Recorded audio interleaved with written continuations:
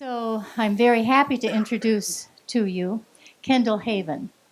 From West Point to a degree in oceanography to becoming a master storyteller, he's had an opportunity to understand how people respond to stories and to study, in fact, to do some of the science of storytelling. And he's going to talk tonight about your brain on stories. So, Kendall Haven. Thank you. Yes, your brain on story, and especially what I want to talk about are some of the mechanisms in your brain that seem to control participation, engagement, influence, and link them to very specific elements in story, which then makes the neural study practical. 33 years ago, when I dropped out of from Lawrence Berkeley Lab and career in science research, and became a full-time storyteller and joined the National Storytelling Movement and the Professional Storytelling Association, there were a couple of questions that plagued the group. We knew that people are engaged by stories. We knew that they are compelled to listen to stories, but we didn't know why. We didn't know why they're engaged. We don't know why that stories have such a profound effect on people. We didn't know why it is that human beings are so willing to pay with their attention to absorb and retain stories. Because I was the first storyteller in this country to be a professional storyteller with a background in science, I instantly got dumped into the position of controlling and managing the effort of the National Storytelling Association to research the science of story aspects, which I've now been in charge of for a little over a quarter century, with absolutely no budget. So it was getting storytellers to control certain aspects of a performance story and then be able to quiz audience members afterwards. The problem that storytellers have always had is that we could never look inside the brain. So we had to rely on only those measures of a story that could be reflected in the outward expression, the physical expression of an audience. And that was a very hard limit to treat the brain as a black box. In the last 15 years, neuroscientists have done a wonderful job of parsing open the brain and watching how it functions. The problem that they typically have faced is that there is a tendency for them to treat story like a black box. That is to say, as a fixed, static stimuli for the brain. A few years back, Department of Defense used your tax dollars very wisely and started a large program in looking at how stories exert influence. It was 47 neuroscientists and me in on the program, and my part of it was to try to bridge between and merge the science of story as defined by 1,500 years of very nuanced and detailed research into how stories work, and the emerging field of neuroscience, which works on totally different timescales, vocabulary, concepts, and measurements. That's what I want to talk about tonight. The lab setup for the experiment that I really am here to talk about, 24-channel EEG lab, 8 audience members at a time, IR and video cameras, cardio monitors, skin galvanic response monitors, and periodic oxytocin and dopamine swabs during and after a story, pre-interviews, post-interviews, and then 1 month later interviews and 3 month later interviews to look at story retention and what stories were retained and how they were recalled and how the recollection of the story was affected by time. Now, the center of this work was to look at 4 major concepts that really control how an individual decides to participate in a story. And the first of those is engagement. It turns out there was a lot of disagreement about what engagement is and how to measure engagement. We spent a fair amount of time working with audiences in the lab, and finally settled on the idea that engagement has an emotional component. Information alone will never fully engage an audience. It has to be personal. At some level, has to have emotional involvement so that we can say engagement is emotionally laden attention, and that attention is then dedicated mental focus over time. One of the glories of story structure is that it instantly and automatically engages the listener at an emotional level so that it allows for then information to flow in and fully engage the listeners. Next, transportation, which became storytellers have always called this getting folk into the story. But really, you see what it is there. It is a measure, it is a precursor of empathy and trust, which are two things of which people who use stories are most interested.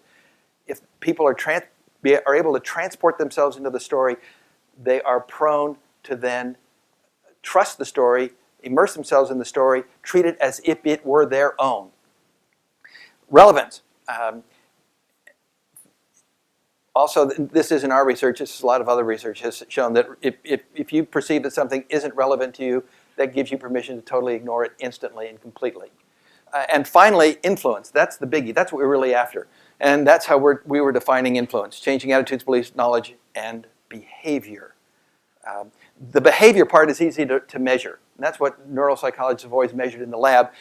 Unfortunately, that's not the part that is most germane to influence. And we also were able to show that engagement is an essential gateway to influence. If you do not fully hold engagement, you will not then influence. Influence being described as stories that are profound, that are memorable, that touched me, that moved me, that changed me. That's really characteristics of having exerted influence. Now,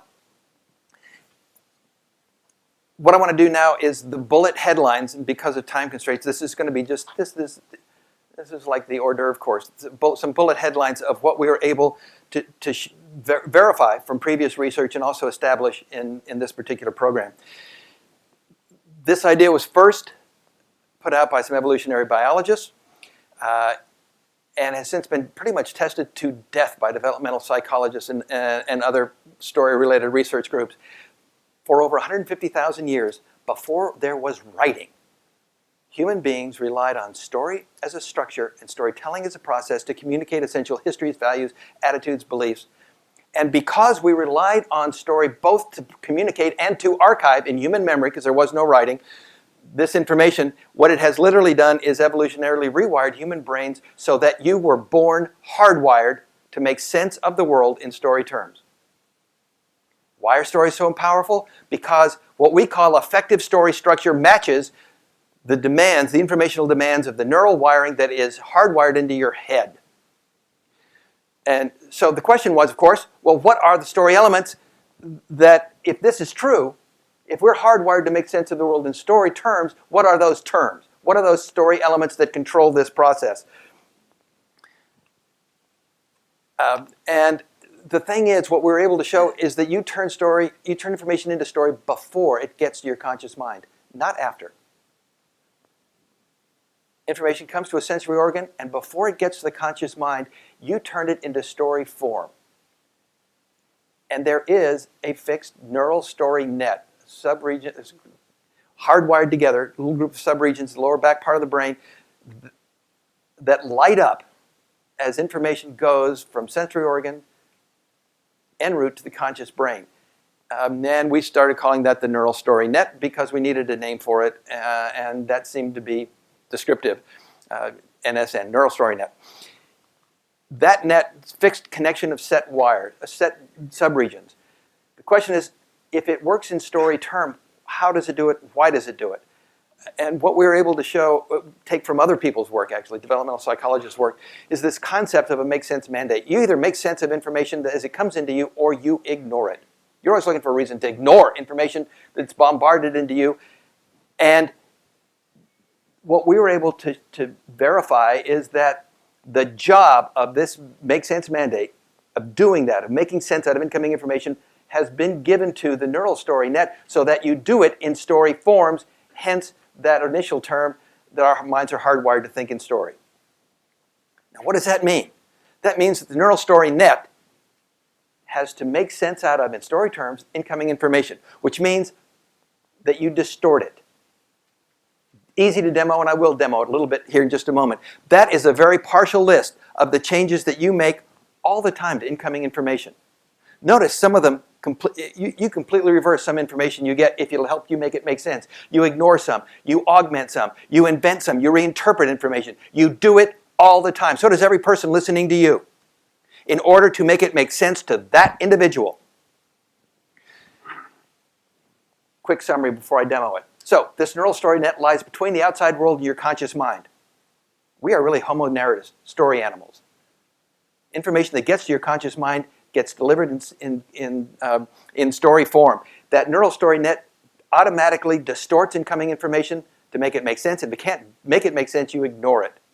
So what gets to the conscious mind is not at all what reaches the sensory organs. In fact, what gets delivered to the conscious mind is a self-created, story-based version of the original material, distorted in story form in order to make it make sense. Individual participation in a story is determined by that self-created version. That's the version of the story that you immerse yourself in, that you are transported into, and that you participate with. It's what gets to the conscious mind. Quick demo. I'm going to show you 2 lines. Person number 1 says, "Where's John?" Person number 2 says, "Well, I didn't want to say anything, but I saw a green VW parked in front of Carol's." And you can make sense out of that, right? But you don't do it by taking it literally. You start making a whole lot of story-based assumptions. Person number 1 talks about a person. Person number 2 talks about a car. Doesn't make any sense to you, so you assume a link between John and a car. You assume a link between John and Carol. Usually not necessarily a particularly nice one. You take a sentence like, "I didn't want to say anything," and probably in your mind instantly totally reverse the meaning of that sentence. And thought to yourself, what that person's really saying is, "Boy, have I got a hot bit of gossip and can't wait to give it to you." You completely reversed the meaning, the factual meaning of what was given to you because you needed it to make sense. You probably assumed that person number 1 and person number 2 are in the same room together or the same location together. Doesn't say that. This just could be 2 random lines coming down off the NSA feeds where they monitor all the communication in the world. But that doesn't make sense to you, so you ignore that possibility. You force it to make sense in very specific story terms. Okay. What are those terms? I'll show you the quick diagram version of it first. I only show you the diagram version because I want to take just a moment to show you the dragon that's the pinnacle of my lifelong artistic career. 3-day weekend is all it took to do that. A character that we have been made interested in, made to care about in some way, has a goal that is backed by some motive. Motive is the information that makes a goal important, but has not yet reached the goal, hence a story, and is blocked by some combination of conflicts and problems, obstacles, that engender some level of risk, likelihood of failure, danger, consequences of failure. Character must then struggle in some way, not necessarily physically, but struggle in some way to get by problems, conflicts, reach the goal. Those are the elements that neural story net in your brain assumes it's going to find. And if it doesn't get them from the source material, it will create them on its own. And we were able to test that over and over and over again in the lab. This is a listing of them. Characters, I'll only mention this one in detail. Characters, the position that populate the essential character positions. With an S plural, there's more than one. Traits, character, the elements that make a character interesting. Goal, what the character is after in the story, not what they get. Motive, information that makes that goal important. Conflict, problem, risk, and danger, struggles, then that's actually the first time the dimension of plot comes into a story. And details, which are actually what control transportation. If I put enough details, sensory details in a story, you're there.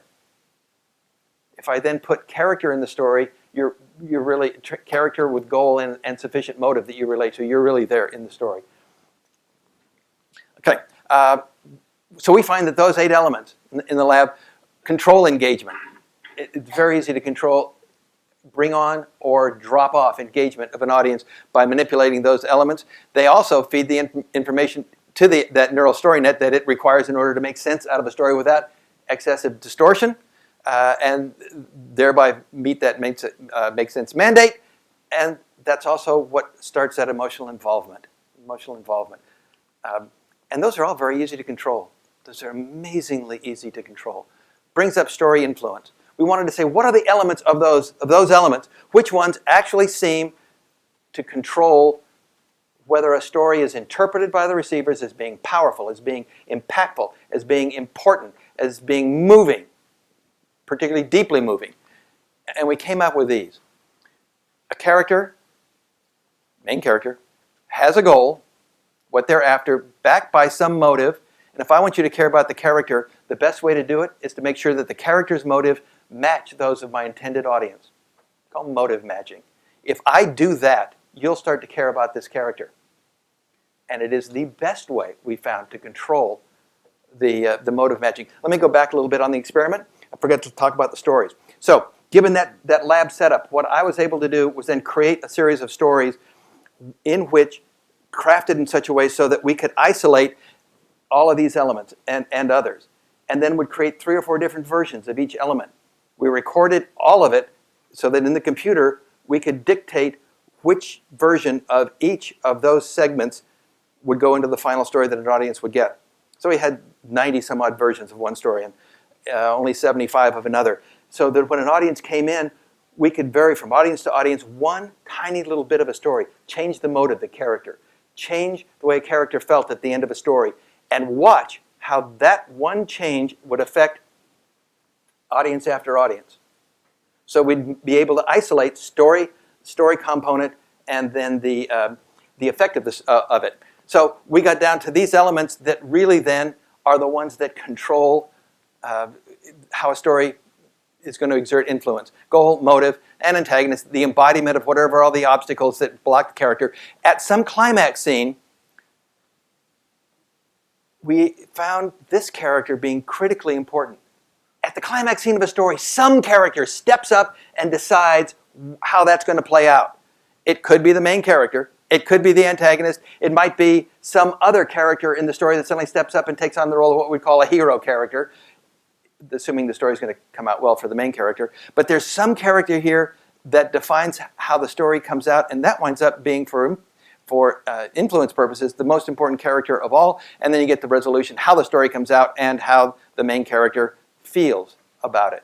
But those characters aren't necessarily the ones you care about. We found that a couple of questions really dictated how people reacted to a story. Who's this story about for me? Who do I care about in this story? And we'd have them rate all the characters on likability scales and such like to determine that for them. And then, how bad is the ending of this story for that character, and who do I blame for it? Story can't end well for that character, and then instead of who do I blame for it, who gets the credit?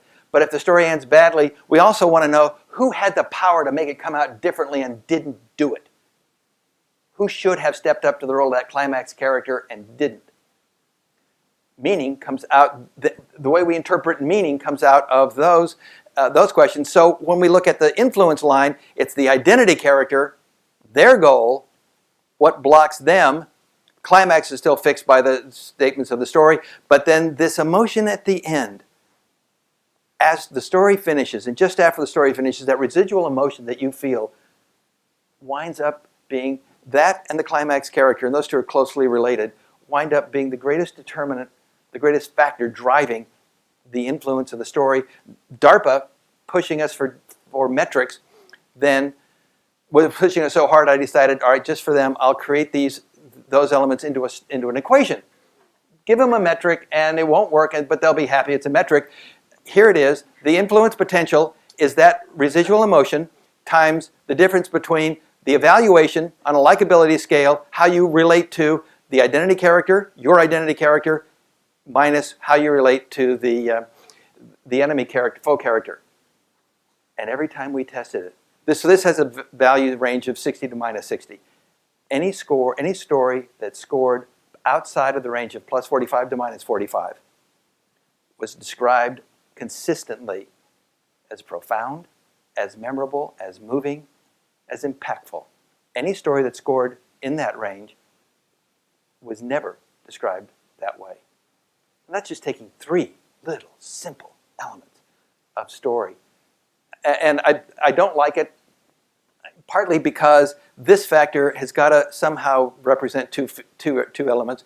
It's somehow the climax character is tied up, the nature of the climax character, and how you, the audience member, relate to that climax character is tied up in there. We weren't able to break it out because we didn't know to look for that until after we were finished. The point is, don't use the equation, but think of how simple those little terms are. So we found that the influence model, that those influence elements controlled could explain relevance, transportation, identification, meaning. So what does it look like when you go to use it? Let me go back to this diagram, and I'll do 2 real quick demos on what it looks like when you actually use this. Really what we're saying is that story is not the content. Story is the way you organize the content. It is the way you structure the framework on which you hang your content. And so the idea of story then becomes a way of thinking, a way of planning. And the idea is to think about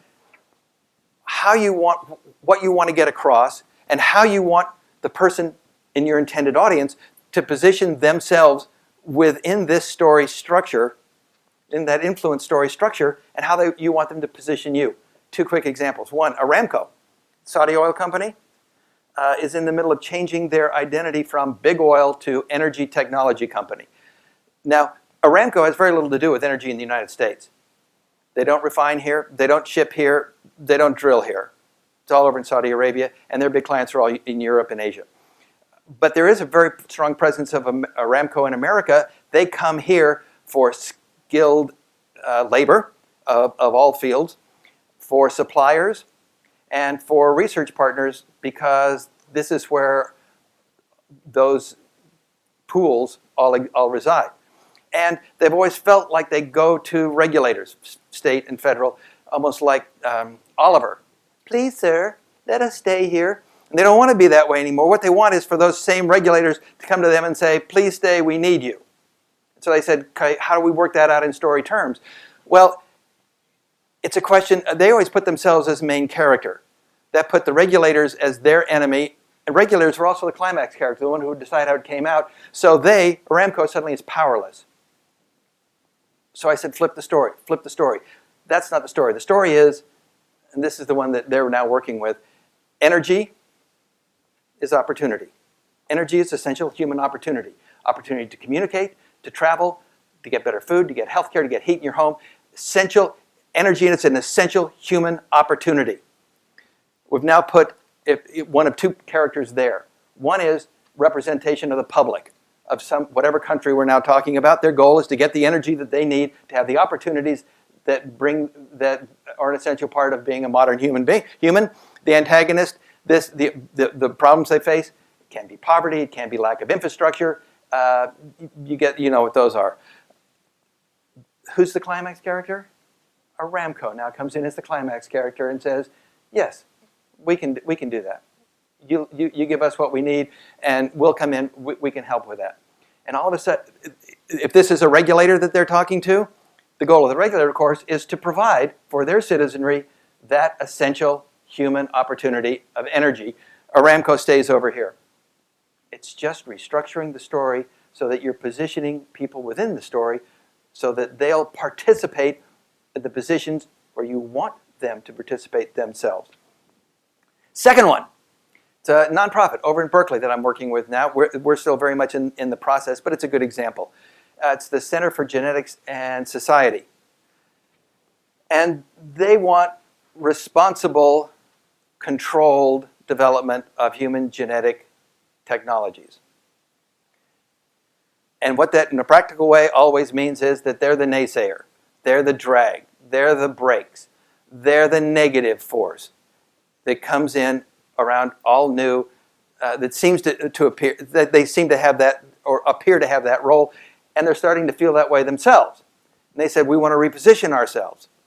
That's not who we are. It's not who we want to be seen as, even though they do promote caution. So we said, all right, well, what we want to do is get you down here. And we've now come up with, although we don't have really all the story elements yet, we've come up with an analogy from which the story is slowly evolving. The analogy is an automobile. The energy, or the genetic development industry, that technology industry, is the gas pedal and a revved up supercharged engine. They're going full speed ahead to development. And instead of always being the brakes, which don't get you anywhere except safely stopped, we're trying to position, I've been talking them into positioning themselves differently in the car. So if the development technology folk are pedal to the metal gas pedal and a revved up engine, they actually become, if I make the main character society, the industry almost becomes the antagonist, because we all know a car with, if you just floor it and go, you're going to crash and die. So we're suddenly shifting them into an aspect of being the thing that needs control rather than the thing that's bringing us the technology that we need. Where do we want to put the Center for Genetics and Research? Here are the car parts that we've come up with. They are the mirrors. They reflect on where you've been and where you are. They are the windshield wipers. They give you a clearer view of the future. They are the headlights, and especially they're the GPS system that tells you where you're going. And they'll still be the same cautionary tale that they have always been, but by positioning themselves over here, all of a sudden, they look like essential partners in the development process rather than the naysayers trying to block it. It's story theory. Every human brain is wired to make sense of the world through these terms. And because we've now been able to start marrying neuroscience and story science, which, by the way, predates neuroscience by about 1,500 years and is far more nuanced and detailed than is the neuroscience, we can start to interpret the neuroscience in story terms that give story users some real specific tools to use in formulating the stories that they create. That is the highlight section of the research that we're now doing into story structure and how it relates, in this particular case, to positioning how people participate within the story. And I will stop there because I believe I am 30 seconds over.